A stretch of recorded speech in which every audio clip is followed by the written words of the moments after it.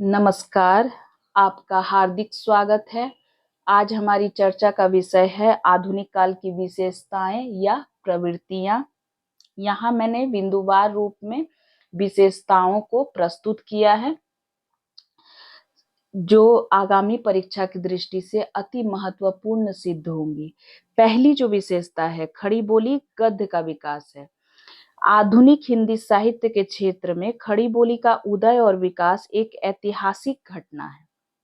इस युग में खड़ी बोली का शुद्ध और परिष्कृत स्वरूप बना। तो यह एक ऐसी विशेषता है जो आधुनिक काल को बाकी सभी कालों से अलग दर्शाती है। अगली विशेषता की ओर चलते हैं। खड़ी बोली पद्य का विकास। अभी तक कविताएं किस भाषा में रची जा रही थी? रीतिकाल पर मैंने पहले ही वीडियो बनाकर यह बातें आपको समझाई हैं।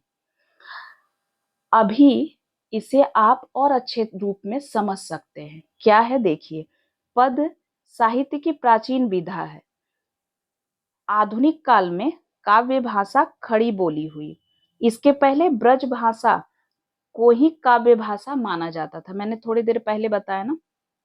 द्विवेदी युग में आकर कविता खड़ी बोली में लिखी जाने लगी।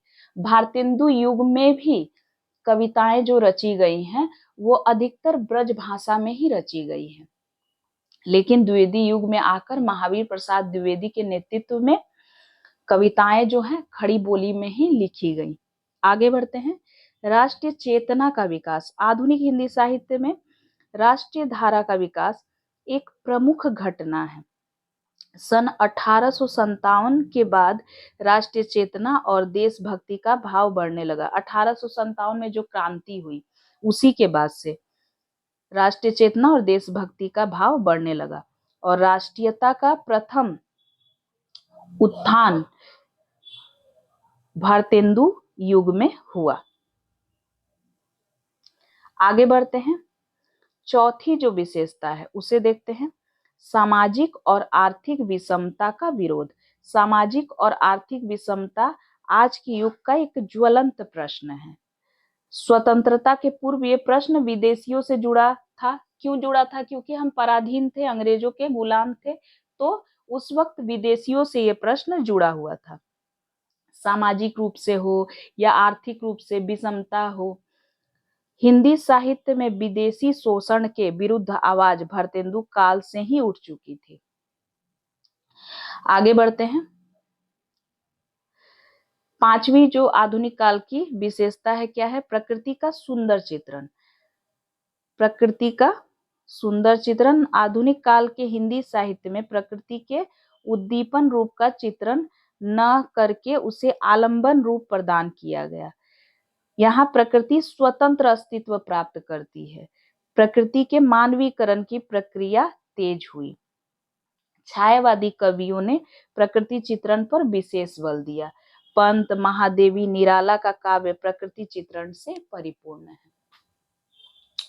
आगे बढ़ते हैं। विदेशी प्रभाव।